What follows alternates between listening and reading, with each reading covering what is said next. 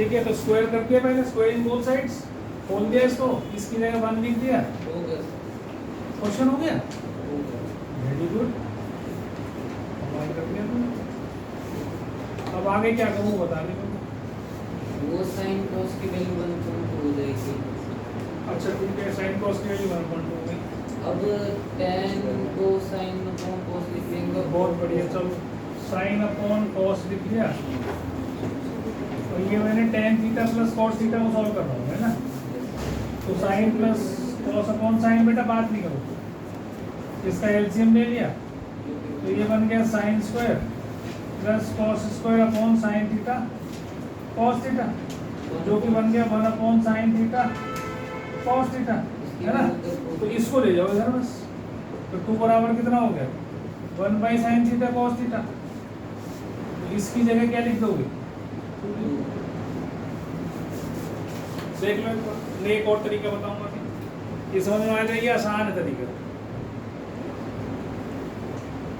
समझ में आ गया। कुछ नहीं करा, जो ये था इसका स्क्वायर करा है, उससे साइन थीटा कॉस थीटा की वैल्यू निकाली है 2 साइन थीटा कॉस थीटा की, और फिर जो तुम्हें प्रूव करना था इसको साइन कॉस में करके साइन इसका एलसीएम ले लिया है, और ये तो 1 बन गया, नीचे वाला sine 1 by sine theta cos theta ऐसा बन गया ना। तो यहाँ से ये मेरे पास आ ही गया था स्क्वायरिंग करने से, इस साइन थीटा कॉस थीटा को उसके नीचे ले गया था, 2 is equal to 1 upon sine theta cos theta, तो 1 upon sine theta cos theta को 2 लिख दिया, ठीक है। एक तरीका तो ये है, एक तरीका और बताता हूँ, लिखो फटाफट से इसको। अब देखो इसका दूसरा तरीका क्या है, ये वैल्यू तो तुमने कर ली, अब क्या करो 2 साइन थीटा कॉस थीटा है ना, यहाँ तक पहुँच गए थे ना, इस 1 की जगह आप sign square theta plus cos square theta लिख दो, लिख सकते हो। अब dividing both sides by sine theta cos theta, her term को साइन थीटा कॉस थीटा से डिवाइड कर दो, एक कॉस ये कट गया, एक साइन ये कट गया, ये पूरा कट गया, तो 2 is equal to tan theta plus cot theta.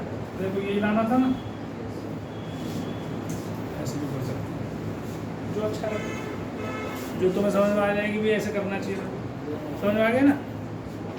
तो आज पीछे कैसे है दूसरे एग्जाम्पलर से, तो इसमें दिया है वही 1 प्लस sine square theta is equal to 3 sine theta cos theta, और आपको प्रूव करना है tan थीटा 1 या 1/2। इसका मतलब ये हुआ कि tan थीटा की 2 वैल्यू निकलने का मतलब हुआ कि tan थीटा के 2 फैक्टर बनेंगे, इसका मतलब ये हो गया स्क्वायरिंग से क्या होगा tan थीटा -1 एक फैक्टर बनेगा, और tan थीटा -12 या 2 tan थीटा -1 ऐसा एक फैक्टर बनेगा। ये तो जीरोस आ गए ना tan थीटा के, जैसे x की वैल्यूज निकलती है तो हम उनको क्या बोलते हैं, जीरोस ऑफ x बोल लो।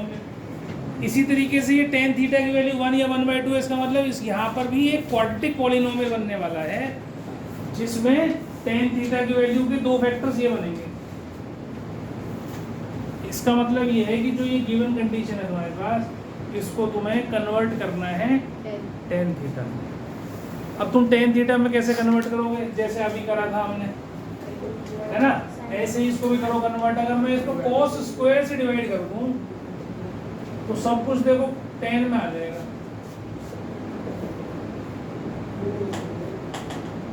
cos स्क्वायर से कर दिया, एक cos तो कट गया यहाँ, 1 अपॉन cos स्क्वायर होता है sec स्क्वायर, और ये हो गया tan स्क्वायर, और ये हो गया 3 tan थीटा।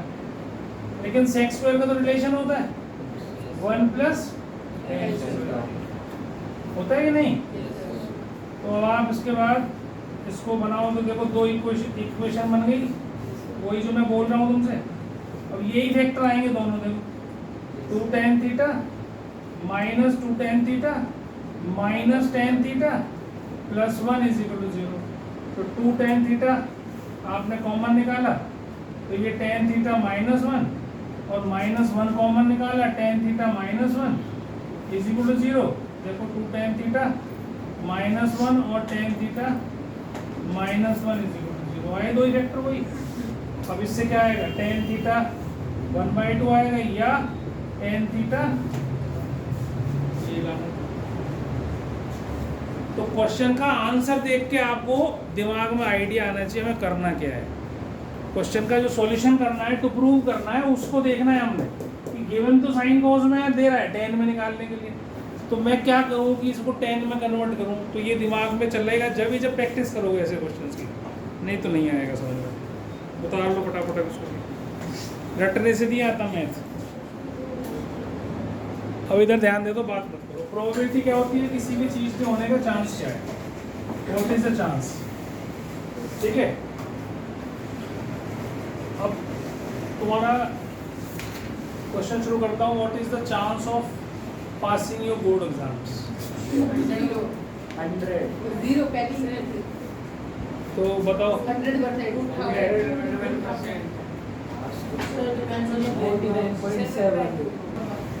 तो प्रोबेबिलिटी जो है, अब सुनने वाली बात, प्रोबेबिलिटी की वैल्यू 0 से 1 के बीच में, 0 से 1 तक हो सकती है, 0 से 1 तक हो सकती है। प्रोबेबिलिटी 0 भी हो सकती है किसी भी इवेंट की बात कर रहा हूँ, पास फेल की बात नहीं कर रहा। तो 0 मीन्स इम्पॉसिबल इवेंट।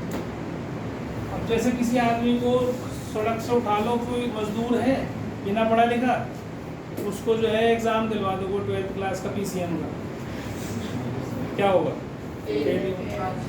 100% चांस है कि वो फेल ही होगा। ठीक है, तो यहाँ 1 डिनोट्स 100% और 0 डिनोट 0%। ठीक है, अब ये इम्पॉसिबल इवेंट है और 1 क्या है? This is called sure event. Sun rises from east, what is the probability? 100%। East से ही आएगा, है ना। और वैसे ये गलत है, क्योंकि सन जो है ना वो एग्जैक्ट ईस्ट से कभी नहीं होता, वो घूमता रहता है, यहाँ तक जाता है, फिर यहाँ से फिर यहाँ शुरू कर देता है। दक्षिणायन और उत्तरायण तुमने सुना होगा, उसको इंग्लिश में क्या बोलते हैं? जो उसमें नॉर्थ साउथ, जो वो है ना हमारा ईस्ट से सन साउथ की तरफ मूव करता है, ठीक है, और फिर साउथ से ईस्ट की तरफ मूव करता है। सारे साल ऐसा 6-6 महीने के लिए होता है। जिस आप अगर 1 महीने पहले जहाँ सन राइज हुआ था, अगर आप ध्यान रखें कि इस पॉइंट पे राइज हुआ था अपने घर से, तो 1 महीने बाद देखोगे या 15 दिन बाद देखोगे, नोटिसेबल चेंज तो 10-15 दिन बाद ही दिखाई देगा। उस जगह वो नहीं हो रहा होगा राइज, वहाँ से या तो राइट की तरफ होगा या लेफ्ट की तरफ। ठीक है, तो मैं भूल गया हूँ, कल को बताऊँगा तो इसका टर्म तुम्हें पड़ेगी। ठीक है, तो श्योर इवेंट क्या है? तो श्योर इवेंट ये है कि तुम सब पास हो जाओगे, दिस इज श्योर इवेंट। ठीक है, तो सारे पास हो जाओगे 100%। लेकिन इसको हम कहेंगे नहीं। क्यों नहीं कहेंगे? हम इसका एग्जाम्पल दे नहीं सकते। क्यों नहीं दे सकते? हो सकता है कोई बीमार हो जाए, किसी की चोट लग जाए, तो पता है किसी का टाइम का कुछ नहीं पता, हो सकता है एग्जाम ही ना हो, जैसे कोरोना में हो गए। तो आप किसी चीज़ को प्रिडिक्ट नहीं कर सकते।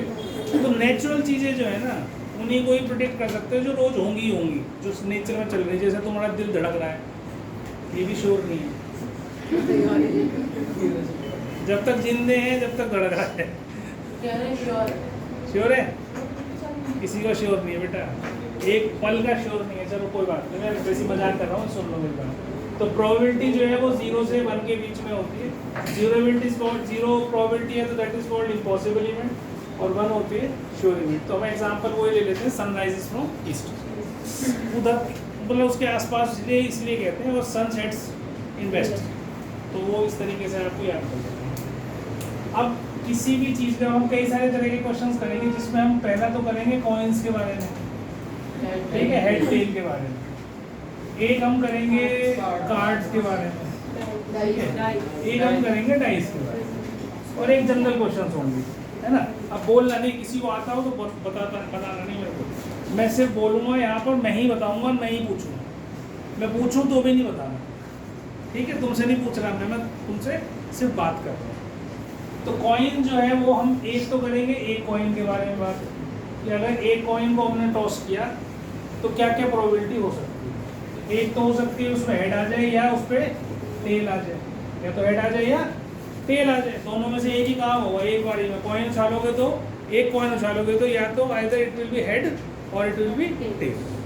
अब अगर हम दो कॉइन उछालते हैं तो कितनी प्रोबेबिलिटी, कितनी चांसेस हो जाएंगे, फिर हो जाएगा भाई हेड हेड आ जाए, हेड टेल आ जाए, टेल हेड आ जाए या टेल टेल आ जाए। ये 4 केसेस हो सकते हैं। अब यहाँ पर ये भी काउंट करेगा कि पहले क्या आया, ठीक है। मतलब 2 कॉइन अगर मैंने उछाले हैं, 2 कॉइन मेरे ये हैं, ये दो फर्स्ट कॉइन है, ये सेकंड कॉइन है, दोनों को उछाल दिया मैंने। तो अब ये भी हो सकता है कि यहाँ हेड और यहाँ टेल आ जाए, और ऐसा भी हो सकता है कि फर्स्ट कॉइन के ऊपर टेल आ जाए, इसके ऊपर हेड आ जाए। तो दोनों को काउंट करना है आपको, ये नहीं करना कि हेड टेल और टेल हेड तो सर एक ही बात नहीं है, ठीक है। तो कौन सा पहले आ रहा है उसको भी काउंट करोगे, या दोनों ही टेल आ जाए या दोनों ही हेड आ जाए। तो 4 केसेस हो गए। अब अगर मैं कहता हूँ 3 कॉइन तो कितने केसेस होंगे, तो देयर विल बी 8 केसेस। तो कैसे पता लगाते हैं हम, 2 की power n, number of cases किससे पता चलते हैं, 2 की power n, n means number of tosses, कितने कॉइन लिए, नंबर ऑफ कॉइन्स, ठीक है। अगर आपने एक कॉइन लिया तो 2 की पावर 1, 2, अगर 2 कॉइन लिए 2 की पावर 2, 4 केस, अगर 3 लिए तो 2 की पावर 3, 8 केस, अगर 4 कॉइन लिए तो 16 केस, 4 2 की पावर 4, 16 केसेस बनेंगे। अब मैं 8 केसेस क्या क्या होंगे उसको बनाने का तरीका बता रहा हूँ, उसको सीख लो बस। वो सीख लोगे तो फिर से तुम्हारे को 4 केस वाला भी दे दे, आएगा नहीं वैसे, लेकिन 4 वाला ही बना लोगे, 5 वाला बना लोगे, 6 वाला बना लो, कितने का बना सकते हो। अब समझना, पहले लिखना नहीं कोई बच्चा। तो 8 केस तो पता चल गया हमें 8 होंगे, ये तो पक्का हो गया कि 3 कॉइन है तो 2 की power 3, that means there will be 8 cases. तो जब 8 केसेस हैं तो पहले 4 बार h लिखो, फिर 4 बार t लिखो, ठीक है। ये मतलब हर बार ऐसे ही करना है तुमने, 4 बार h 4 बार t, या 4 बार t ऊपर भी लिख सकते हो, 4 बार h नीचे लिख सकते हो, उससे कोई बात नहीं। फिर इनका आधा, 2 बार h 2 बार t 2 बार h 2 बार t, पहले 4 लिखे थे, अब 2 के बाद रिपीट कर दिया। अब 1 बार h 1 बार t 1 बार h 1 बार t 1 बार h 1 बार t, ये 8 केस आपके तैयार हो गए बिना सोचे। दिमाग लगाना ही नहीं कि कौन सी रह गई, आगे आया, कौन सा पीछे आया, कौन सा नहीं आया।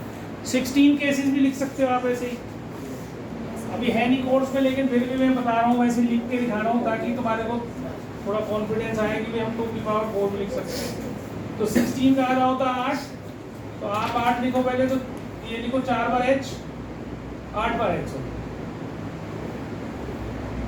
ठीक है। 1 2 3 4 5 6 7 8 और 8 बार t, ठीक है। फिर 4 बार h 4 बार t,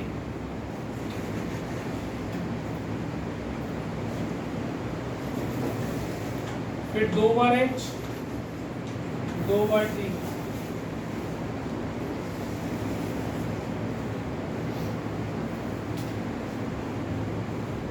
फिर 1 बार h 1 बार t। अब तुम सोचो कि अगर ये तरीका तुम्हें ना आता हो तो तुम कहाँ तक सोचोगे कि कौन सी चीज कितनी बार है।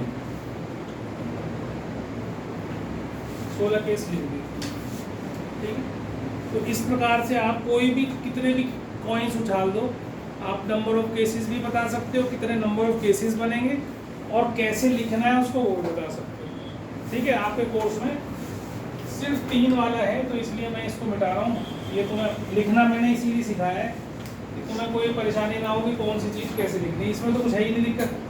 4 केस बने, 2 बार h 2 बार t, 1 बार h 1 बार t 1 बार h 1 बार t। ये रूल सब पे लागू होता है जितने भी हमारे पास केसेस होते हैं। 2 में तो कोई दिक्कत ही नहीं। अगर 1 बार उछाला है तो फिर 1 कॉइन उछाला है तो ये, अब 1 कॉइन 2 बार उछाला या 2 कॉइन 1 बार उछाले, सीधा बैठ, मुँह धो गया जाके, चल मुँह धो गया। तो डाइस इज अ क्यूब, उसके अंदर क्या आते हैं 6 स्पेस होते हैं। क्यूब के कितने होते हैं, 6, ठीक। और उन पे कैसे डाइस डाल रहे होते, नंबर 1 पर 1 लिखा होता है, 1 पर 2, नंबर तो नहीं लिखे होते, उस पर डॉट्स होते हैं ऐसे, है ना।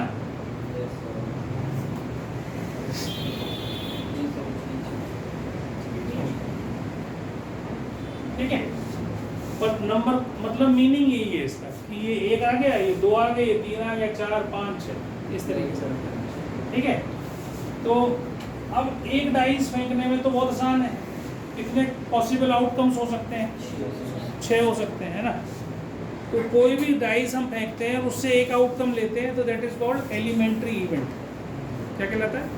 Elementary event. किसी का भी अगर हमने एक कॉइन उछाला उस पर हेड आ गया, that is called elementary event.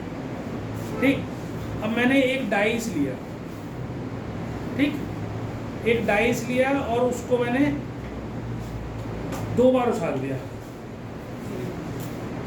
एक बार डाइस लिया उसको मैंने 2 बार उछाल दिया, ये दो डाइस ले ली। ठीक, ये कॉइन का एग्जांपल भी ले सकते हो। एक 2 कॉइन लिए मैंने, ठीक है, 2 कॉइन लिए और कॉइन में मैंने तुमसे ये पूछा what is the probability of, 2 coin उछाले मैंने तो नंबर ऑफ केसेस मैंने लिखे हुए हैं यहाँ, 4 केसेस हैं। अब मैं कहता हूँ what is the probability of getting 1 head, what is the probability of getting 1 head? 2/4, 1/2। जिसमें 2 हेड हैं उनको काउंट नहीं करना है। 1 हेड मीन्स ऐसे केसेस जिसमें केवल 1 हेड हो। 2 हेड वाले को 1 हेड नहीं काउंट करना है, इसको 1 हेड नहीं काउंट करना है, इसको करना है या इसको करना है। तो अब ये दोनों मिलकर जो बनेंगे, ये या ये मिल गए, हमारे 2 केसेस बन गए ना इसके। इनको हम क्या बोलते हैं? Compound events. जब 2 एलिमेंट्री इवेंट्स से ज़्यादा उनको मिक्स कर दिया जाए, जोड़ दिया जाए, तो उनको हम क्या बोलते हैं? Compound events. ये जस्ट वैसी वोकैबुलरी उसके लिए बता रहा हूँ तुम्हें। कई बार क्या होता है, एक नंबर में क्वेश्चन पूछ रहे हैं व्हाट आर एलिमेंट्री इवेंट्स या व्हाट इज कंपाउंड इवेंट, तो तुम वहाँ फंस जाओगे। तो थोड़ी सी थ्योरी भी पता होनी चाहिए जो तुम पढ़ते हो। ठीक है, ये एलिमेंट्री इवेंट है इसका, ये इसका एलिमेंट्री इवेंट है। जब 2 एलिमेंट्री इवेंट या 3 एलिमेंट्री इवेंट या 4 एलिमेंट्री इवेंट आ जाए इकट्ठे एक ही क्वेश्चन में, तो उनको हम बोलते हैं कंपाउंड इवेंट्स। समझ में आ गई बात? तो अब डाइस की बात कर रहे थे हम, तो ये 3 कॉइन्स हो गए। 3 कॉइन के बाद जो डाइस है, डाइस में आपके पास 1 2 3 4 5 6, ये एक डाइस में ऐसा होगा। ठीक है, 6 केसेस आएंगे, देयर विल बी 6 केसेस। तो ये केस हो सकते हैं, 1 आ जाए या 2 आ जाए या 3 आ जाए या 4 आ जाए या 5 आ जाए या 6 आ जाए। लेकिन अगर 2 डाइस आ जाए तो 6 × 6 केसेस होंगे, मतलब कि 36 केसेस। ठीक है, 6 की पावर। तो जितने डाइस आएंगे, वैसे तुम्हारे 2 ही डाइस आएंगे, वो भी स्कूल वाले शायद ना करें, कह नहीं सकता। 2 डाइस वाले ही केस तुम्हें करने, इससे ज़्यादा तो जाना ही नहीं है। 3 डाइस वाले भी केसेस होते हैं जो कि 11 12 में जाके हम करते हैं। ठीक है, तो इसमें 36 केस आएंगे। वो क्या क्या होंगे उसको देखते हैं एक बार। एक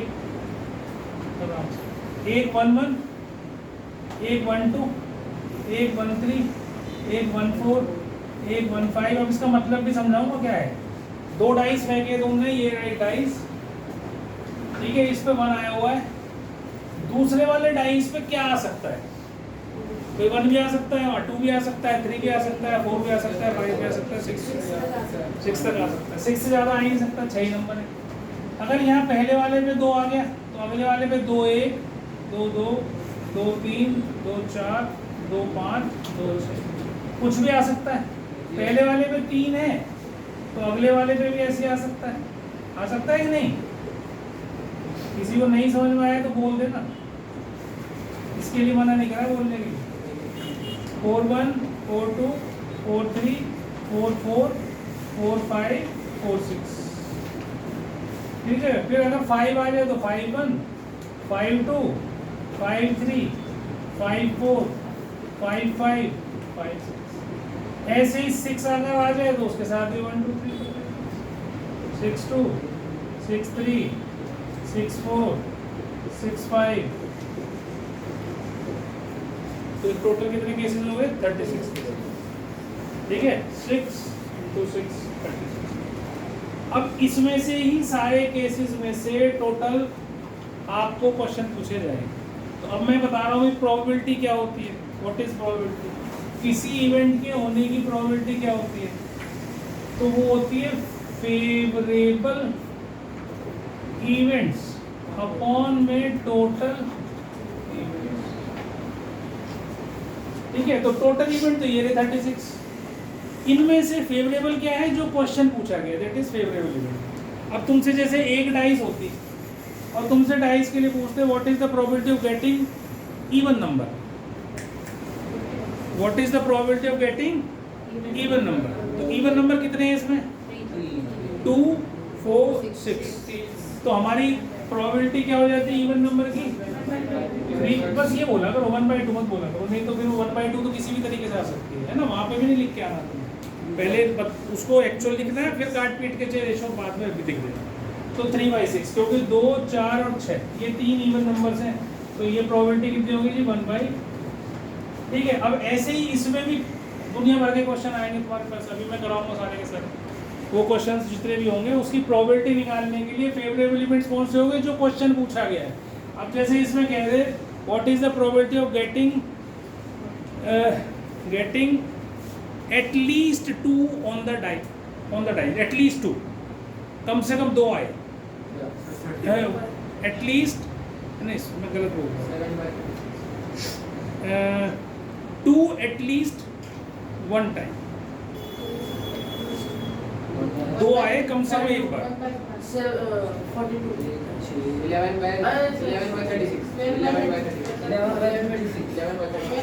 कम से कम 2 ऐसे के, एक मिनट बच्चों सुनो, ठीक है 11/36 भी मान लो, जो बोल रहे हो वो मान लो, पहले मेरी बात तो सुनो। इसमें से वो केसेस छांटने हैं आपने जिसमें कम से कम 2 एक बार आए, चाहे पहले आए चाहे बाद में। गौरव ने क्या बोला था, क्या क्या लिखे केस, ये लिख लिए सारे, फिर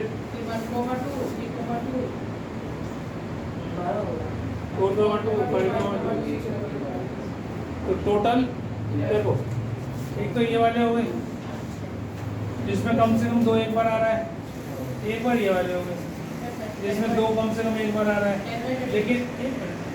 लेकिन ये रिपीट हो रहा है। 6 ऐसे तो ये वाला तो एक ही बार लिखोगे ना, तो टोटल कितना होगा 11। ठीक बोल रहा था तो पहले कंफ्यूज मत हुआ था, ठीक है। तो 6 ऐसे गए और उसमें 2 भी गिन लिया, और जब 2 वाले यहाँ आए तो हमारे पास क्या आ जाएगा। अब देखो इसमें तुम्हें क्या बोला, पहले वो सारे केसेस उठा लो जिसमें 2 कम, एटलीस्ट वंस का मतलब क्या होता है, कम से कम एक बार तो आना ही चाहिए, या उससे ज़्यादा भी आ सकता है। एटलीस्ट वंस का मतलब क्या हो गया, एक बार आना चाहिए, कम से कम उससे ज़्यादा भी आ सकता है। अब ज़्यादा से ज़्यादा क्या आ सकता है, 2 आ सकते हैं, में 2 2 आ जाए, 2 आ जाए, जैसे यहाँ आया 2 ये आ जाए। तो जब भी एटलीस्ट की बात करेगा, इसमें बड़े कंफ्यूज करते हैं बच्चे, जब भी एटलीस्ट की बात करेगा तो एटलीस्ट मतलब कम से लेकर ज़्यादा से ज़्यादा। जैसे इसका एग्जांपल मैं हमेशा यही देता हूँ कि तुम्हें कम से कम 33% मार्क्स लाने हैं पास होने के लिए, पर किसी ने मना थोड़ी करा 100 मत लाओ, कहाँ तक जा सकते हो, यू कैन अटेन 100% मार्क्स, है ना। और एक होता है एटमोस्ट, एक टर्म आएगी इसमें एटमोस्ट, एटमोस्ट का मतलब ज़्यादा से ज़्यादा। तो तुम ज़्यादा से ज़्यादा कितने ला सकते हो, 100, लेकिन इसका मतलब थोड़ी कि 100 ही लाओगे, 0 वाले भी बहुत होते हैं, तो कहाँ तक कूद सकते हो नीचे, 0 तक। तो एटमोस्ट का मतलब हम टॉप पे बैठे हैं, वहाँ से कहाँ तक नीचे जा सकते हैं वो, और एटलीस्ट का मतलब हम बिल्कुल नीचे बैठे हैं, वहाँ से कम यहाँ तो होना ही चाहिए, यहाँ तो पहुँचना ही है, उसके ऊपर कहीं भी जा सकते हैं। समझ में आ गई बात, कम से ज़्यादा एटलीस्ट और ज़्यादा से कम एटमोस्ट। अब ये तुम्हें क्वेश्चन के हिसाब से डिसाइड करना कहाँ क्वेश्चन में कहाँ तक पहुँच सकते हो आप। जैसे अब यहाँ मैंने से कहा है at least 2 number at least once, number 2 should come at least once, कम से कम एक बार आए 2, ठीक है। तो इसका मतलब है कि एक बार तो आए, ये तो पक्का है कि एक बार तो आएगा ही आएगा, उससे ज़्यादा भी आ सकता है क्या। तो हमने कहा भाई 2 भी आ सकता है, दोनों डाइस पर 2 आ जाए। समझ में आ गई बात, एटलीस्ट वंस, समझ में आ गया। अब इसी से रिलेटेड मैं पहले क्वेश्चन कर रहा हूँ, अभी कार्ड भी बता ही देता हूँ। ये समझ में आ गया ना सबको? लिख लोगे सब अपने अभी रियल में रुकूं? नहीं सब लिख लोगे पक्का? ये नहीं लिखोगे, लिखने की पक्का देख लेंगे तो टाइम दे देता हूँ। कार्ड्स की जरूरत नहीं मुझे।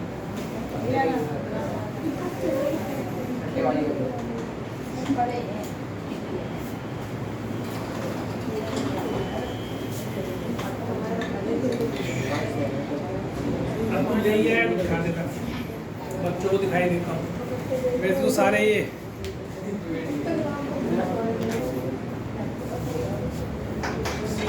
देखो 52 कार्ड्स होते हैं।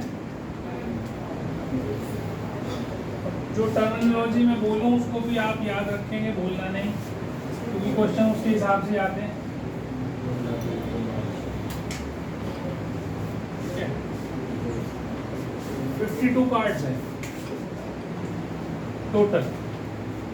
ठीक है, इसमें हम कहते हैं 4 सूट्स हैं। There are 4 suits. Suit means types. ठीक है, तो इस सूट में 4 सूट कौन कौन से हैं? एक है डायमंड, तुमसे पूछा ना मैंने, हार्ट,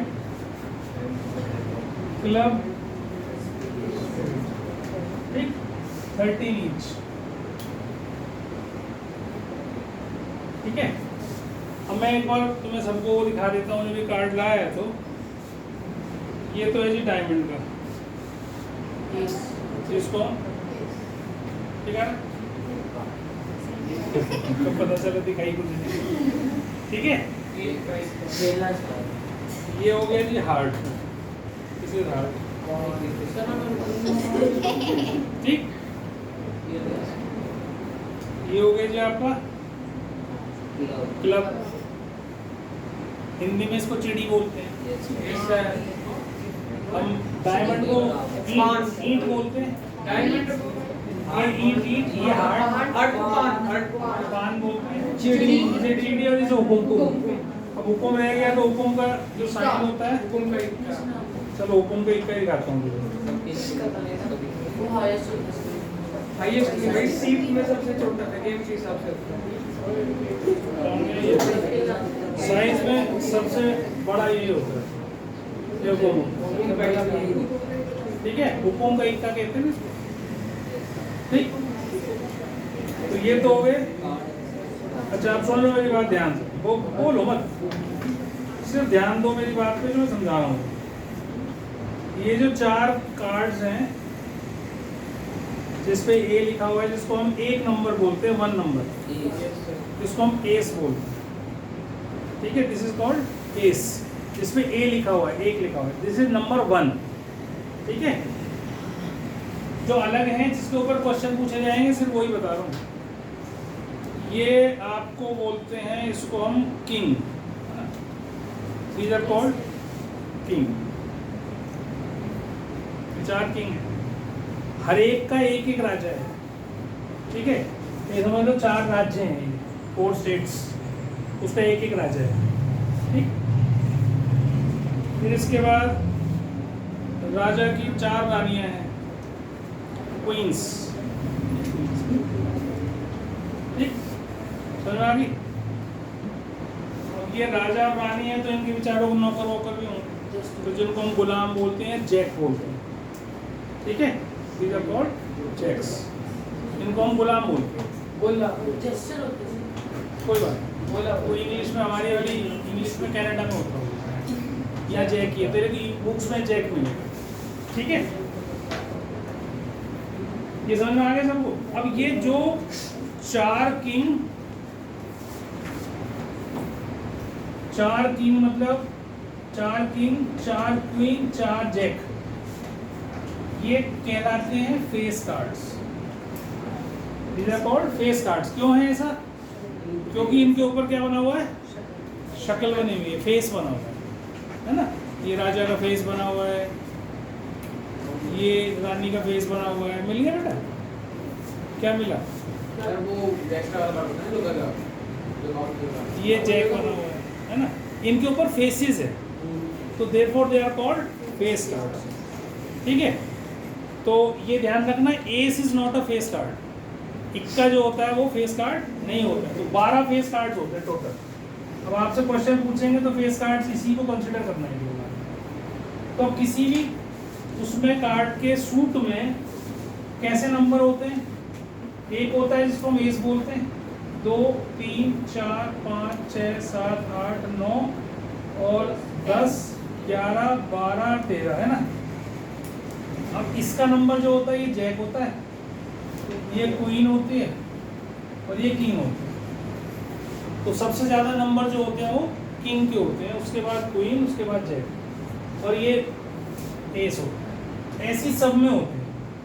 तो अब ये जो डायमंड कार्ड है आपको पता है ये रेड कार्ड है, हार्ट है ये भी रेड है, ये ब्लैक कार्ड है और ये ब्लैक कार्ड है। आपको कितना भी अच्छे से आता हो, मैं ये तुम्हें सजेस्ट करूँगा कि मेरी बात को ध्यान से सुनना, क्योंकि तुम गलत कर सकते हो उसमें बहुत ज़्यादा। ध्यान रखना मैं बोल रहा हूँ। अब 13 मतलब 26 रेड कार्ड्स होते हैं और 26 ब्लैक कार्ड्स होते हैं। ठीक है, अब कई बार रेड कार्ड्स के बारे में पूछ लेते हैं या कई बार ब्लैक कार्ड्स के बारे में पूछ लेते हैं। तो उस टाइम ध्यान रखना है कि आधे आधे होते हैं। 52 आधा कितना होता है? 26 तो आधे रेड है और आधे ब्लैक। दो ही तरह के कार्ड्स हैं हमारे पास। समझ में आ गई बात? ये मैंने आपको बता दिया, these are called face cards. सब में ऐसे ही नंबर होते हैं।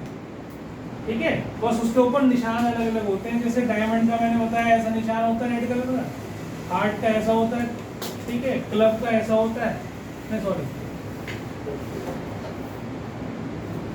ऐसा, और इसका ऐसा होता है, उनका भी बना दिया। ये दोनों रेड कलर के होते हैं, ये दोनों ब्लैक कलर। ठीक है, समझ में आ गया सबको? तो ये कार्ड्स के बारे में आपको अब इसी से रिलेटेड क्वेश्चन पूछे जाएंगे आपसे, जो भी क्वेश्चन पूछे जाएंगे। अभी मैं क्वेश्चन भी पूछ रहा हूँ आपसे, तो क्वेश्चन पूछूंगा तो फिर आप जवाब देना एक एक करके। ठीक है, अब ये तो 3 चीज़ों के बारे में तो ये अक्सर पूछा ही जाता है। 3 चीज़ों के बारे में तो आपसे पूछते हैं ऐसे ही।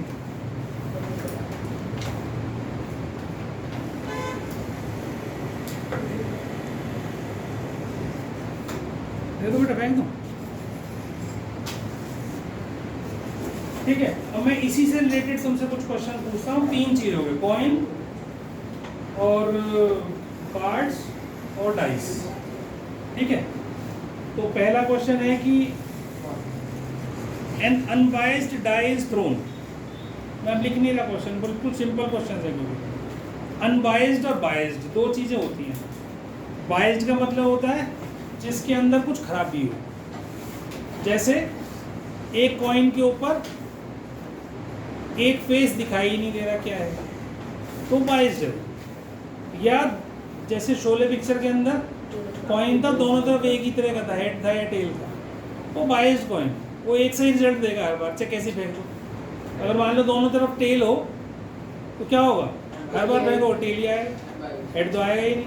तो अनबाइज्ड क्या होता है? जिसमें बराबर बराबर सबके चांसेस समान होंगे, 50% चांस सबके। जैसे हेड टेल है तो हेड भी आएगा और टेल भी आएगा उसको। समझ में आ गई बात मेरी? तो बाइज्ड और अनबाइज्ड वर्ड याद रखना। अब एक अनबाइज्ड डाइस फेंका है मैंने, व्हाट इज द प्रोबेबिलिटी? अभी पीछे से शुरू करूंगा, शुभम बताएगा। बिल्कुल एक डाइस के बारे में बात कर रहे हैं, है ना। Unbiased dice thrown, what is the probability of getting an even number? हाथ नाम किसका है शुभम? 3/6 मतलब 1 2 3 4 5 6। तो इवन नंबर की बात कर रहा हूँ तो 2 4 6 आ गए इवन नंबर्स। तो ये फेवरेबल केसेस हो गए। ठीक है, फेवरेबल। ठीक है, तो अभी 3 हो गए, तो 3 और टोटल कितने थे? 6। तो प्रोबेबिलिटी क्या हो गई? 3/6 मतलब 1/2। तो आपको ये लिखना है जरूर, ये नहीं कभी सीधा 1/2 लिखो। ठीक, अगला नंबर आता है वो हिमांशु बताएगा। Even number and a multiple of 3। Even number and a multiple of 3।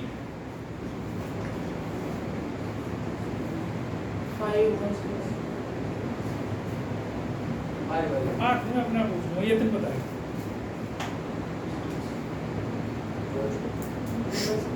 Even number and a multiple of 3.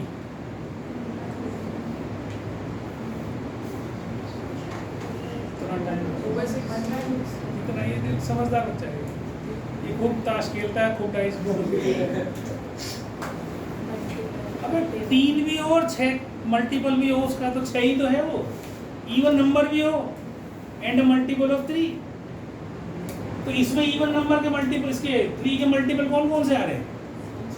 3 and 6, but 3 is not an even number. क्यों? मैं कह रहा हूँ even number and a multiple of 6। तो जब and word use करूंगा तो क्या करना है आपको, केवल जो दोनों केसेस में, आप देखो यहाँ 2 केसेस बात कर रहे हैं, 2 केसेस को मिक्स किया है इसे। तो उसने बोला even number and a multiple of 6 और 3, सॉरी।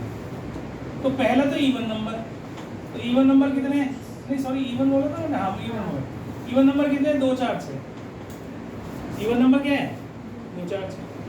और मल्टीपल ऑफ 3 कितने हैं? 3 6। मेरी बात ध्यान से समझना है, बहुत अच्छा इंपॉर्टेंट कंसेप्ट है। पहले इवन नंबर लिख लो सारे, फिर देख लो भैया मल्टीपल ऑफ 3 कौन से ही है। इनमें से जो कॉमन है वो आपको छांटते हैं।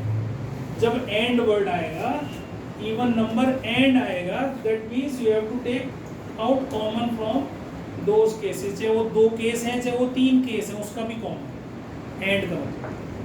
समझ में आ गई मेरी बात? तो even number and a multiple, अब मैं इसको बोल देता इवन नंबर और अ मल्टीपल ऑफ 6, तो 3। अब ध्यान से समझना मेरी बात इसको भी। अब उसने क्या बोला है? इवन नंबर और अ मल्टीपल ऑफ 3। इसी क्वेश्चन को मैं मोल्ड कर रहा हूँ, इवन नंबर और अ मल्टीपल ऑफ, तो ये रहे इवन नंबर, ये रहे मल्टीपल ऑफ 3। अब इसमें से सबको ऐड करना है, और जब भी आ जाए ना, you have to add all the numbers, जो भी केसेस आए हैं, बस जो कॉमन आ रहे हैं ना उसको एक ही बार ऐड करना है। जो कॉमन आए उसको एक बार ऐड करना है। तो 1 2 3 और 4, क्योंकि इसके अंदर ये 6 तो एक बार काउंट हो गया ना, तो 2 बार नहीं आएगा। तो जब भी और आए तो दोनों को काउंट करो केसेस को टोटल, उसमें से केवल जो कॉमन वाले हैं वो एक ही बार काउंट करो। बात समझ में आ गई मेरी? तो ये हो गया, इसका आंसर क्या हो गया? 4/6। और इसका आंसर क्या हो गया? इसका 1/, इसका 4/6। समझ में आई? एंड और समझ में आया? आगे समझ में पक्का? एंड और का मतलब समझ में आना चाहिए हर एक बच्चे को, गलती नहीं होनी चाहिए। एंड और में, एंड मीन्स कॉमन, और मीन्स दोनों लेने हैं पर कॉमन को एक बार ही काउंट करना है, उससे ज्यादा काउंट। क्लियर होगी बात? अच्छा अगला क्वेश्चन बताओ। अगला क्वेश्चन बताएगा यतीन फिर से।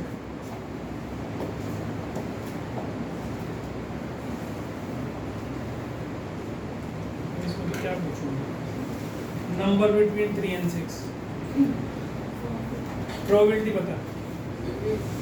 हाँ, बिटवीन 3 and 6, 2/6। ठीक है, इतना भी परेशान होगी तुम लोग, ठीक से बता। 2/6 आ रहा है। अच्छा चल बता, नंबर ग्रेटर देन 3। अब इसमें तो एक डाइस में तो यही मिलेंगे, 3/6। तो ग्रेटर देन 3 कौन से होते हैं? 4 5 6। ठीक है, अब हम कर रहे हैं इसके बाद सीधा कूद के आ रहे हैं जिसमें 2 डाइस हो, जिसमें 2 डाइस आती हो वो करेंगे। ये 2 डाइस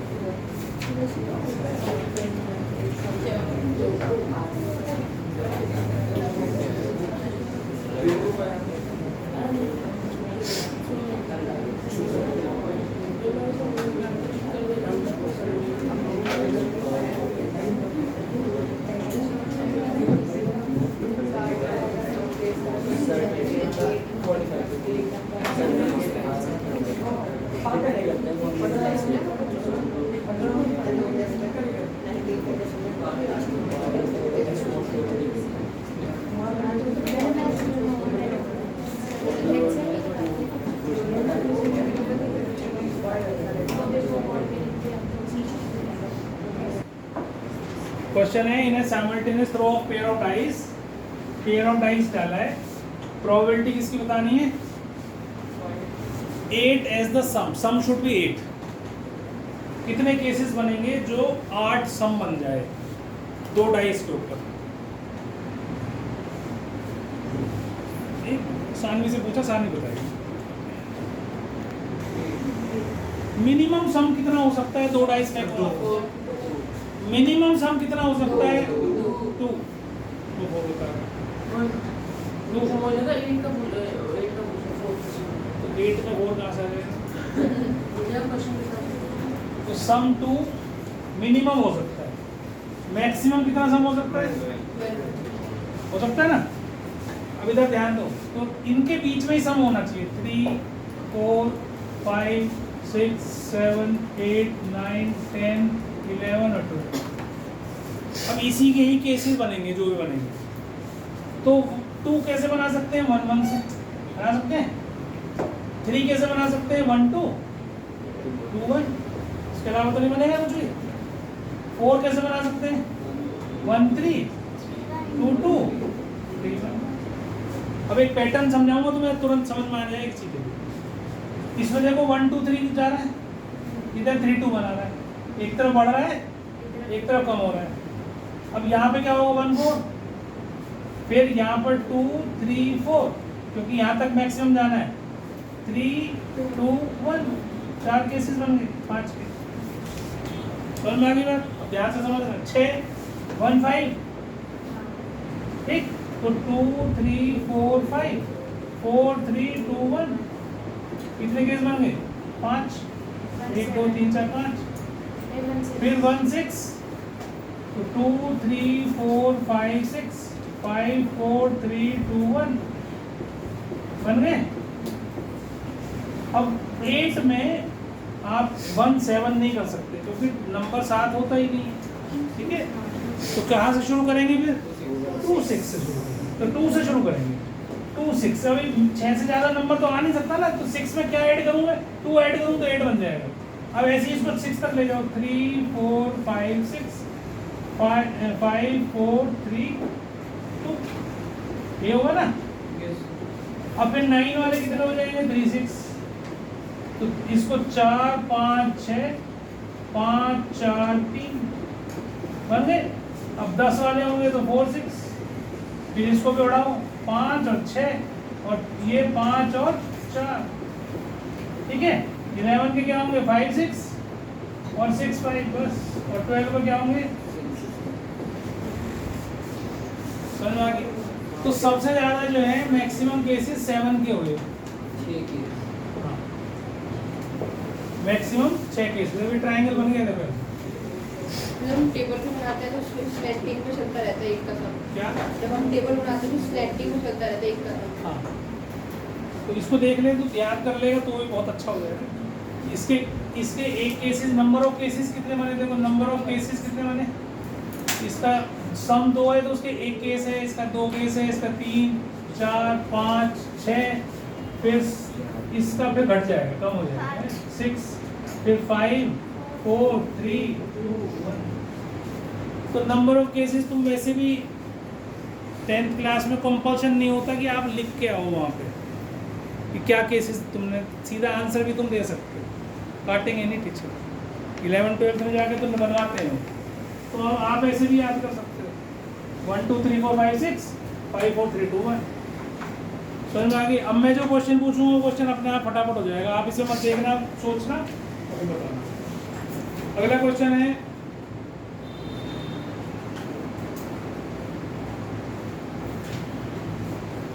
सम लेस देन 6। पीछे बताएगी सम लेस देन 6, बोलना नहीं कोई क्वेश्चन।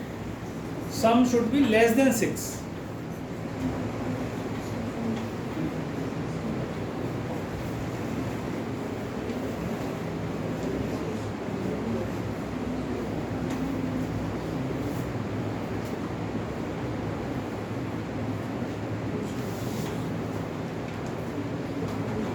बेटा इतना कितना टाइम लगा रही है? तो ये तो सामने तेरे बोर्ड पे देख ले। लेस देन 6 कहाँ आएगा? लेस देन 6 मतलब 6 से कम आना चाहिए सम। सारे तो सब 5 4 3 2 ये तो यहाँ से लेस देन 6 यहाँ से 5 4 3 2 तो ये सारे केसेस गिनने वाले 4 3 7 2 9 और 1 10 सम शुड बी लेस देन 6 बोला ना मैंने तो 6 नहीं होना चाहिए 6 से कम होना चाहिए सम तो सम 2 हो या 3 हो या 4 हो या 5 तो उसके कितने केसेस बनेंगे 4 3 2 1 10 हो गए 10/30 हम कह दूं मैं सम लेस देन 10 सुहेल बताएगा less than 10 sum less than 10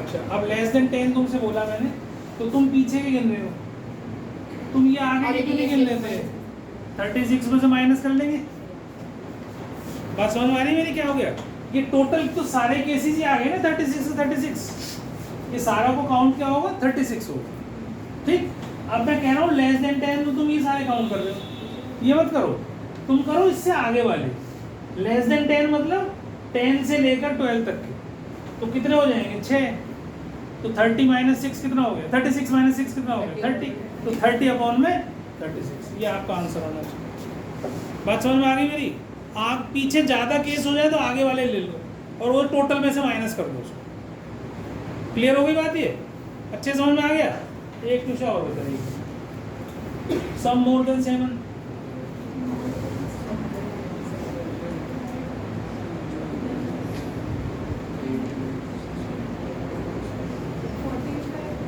गलती जोड़ने में भी गलती कर दी है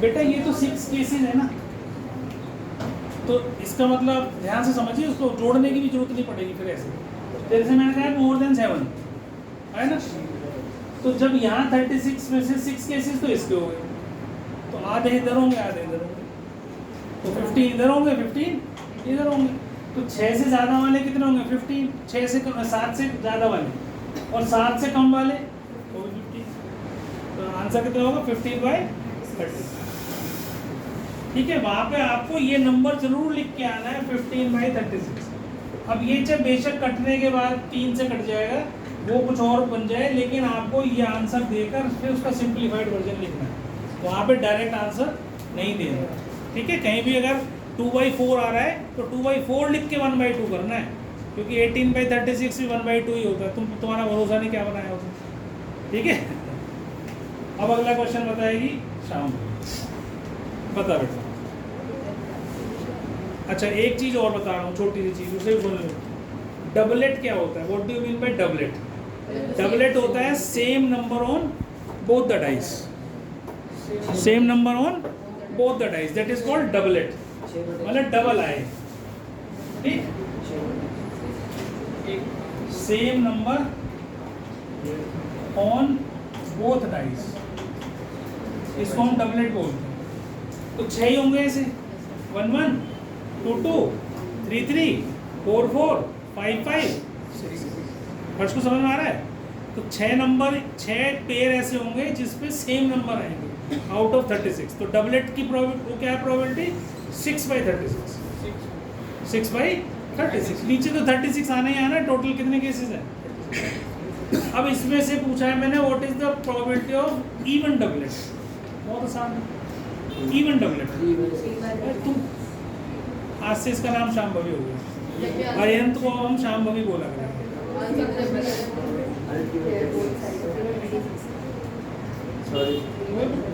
3/36 ठीक है अब इसके बाद बोला उसने अच्छा फिर दोबारा होता है कोई नहीं आसान सही है डबलेट ऑफ प्राइम नंबर्स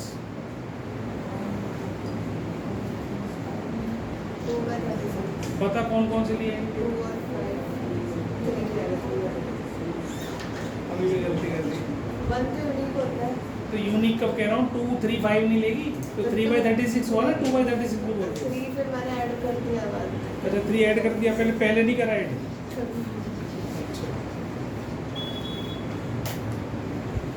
अच्छा अब कौन बताएगा निष्ठा बताएगी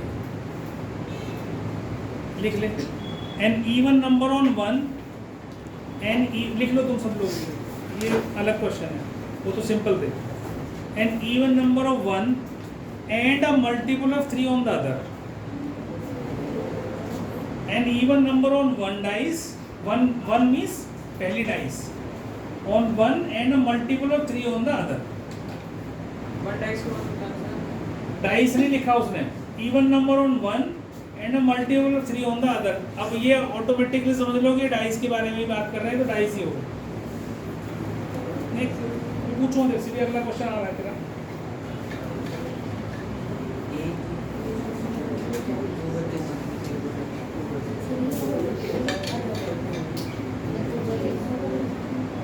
निष्ठा बता, बोलो निष्ठा नहीं।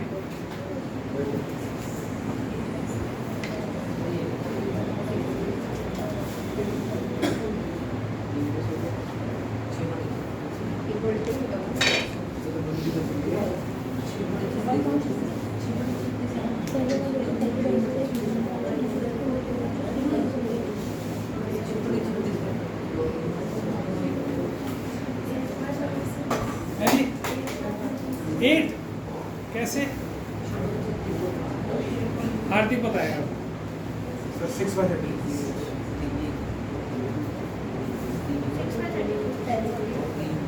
3/36 2/36 6/36 सारे एक एक बोल दो, कुछ ना कुछ तो होगा।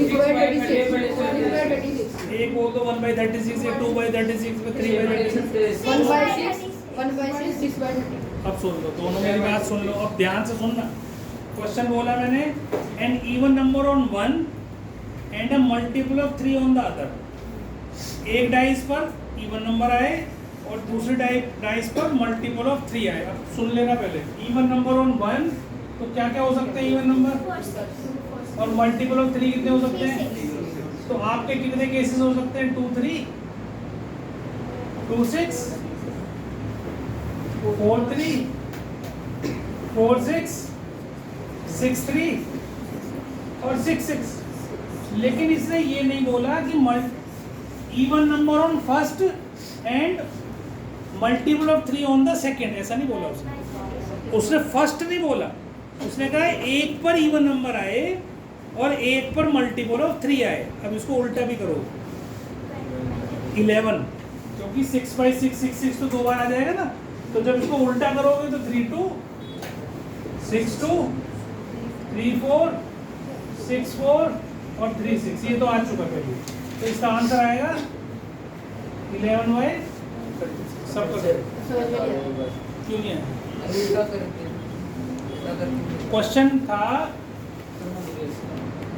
Even number on 1 and first नहीं बोला उसने, on 1 and multiple of 3 on the other.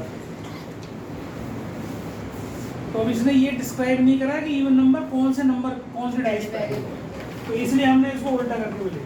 अब वो क्या होता क्वेश्चन, वो होता अगर जो 6 तुम आंसर बोल रहे थे उसका होता even number on first dice other लिख सकता है आपको, and multiple 3 on the other. अब फर्स्ट अगर उसने लिख दिया, इसका मतलब पहले डाइस पर आपका इवन नंबर ही होना चाहिए, तो फिर ये सिर्फ 6 केसेस आप देखते इसके अंदर और नहीं हो। बात समझ में आ गई? अगला क्वेश्चन देखो, अब हार्दिक को रहेगा, neither 9 nor 11 as the sum of numbers on the faces।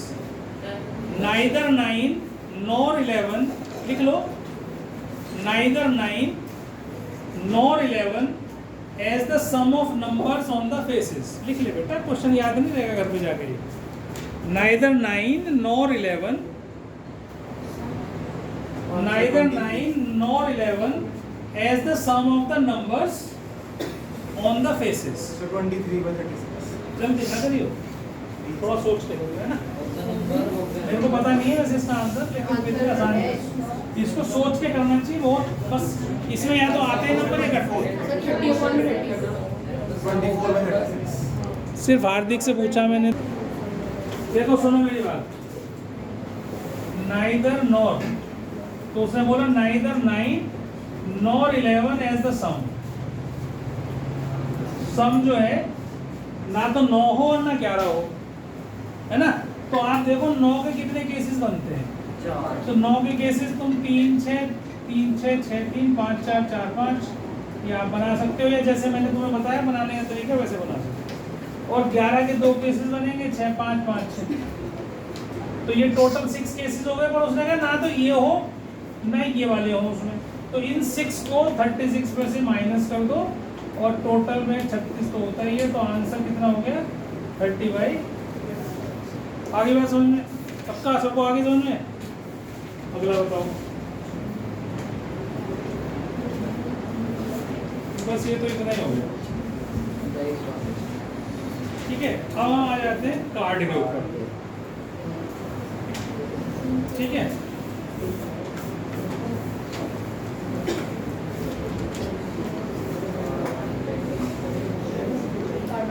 चलो आधा घंटा मैं पढ़ाऊंगा बेटा तुम्हें, मैं बायोलॉजी कंप्लीट करा दूँ, उसके बाद फिर 1 घंटा टेस्ट है।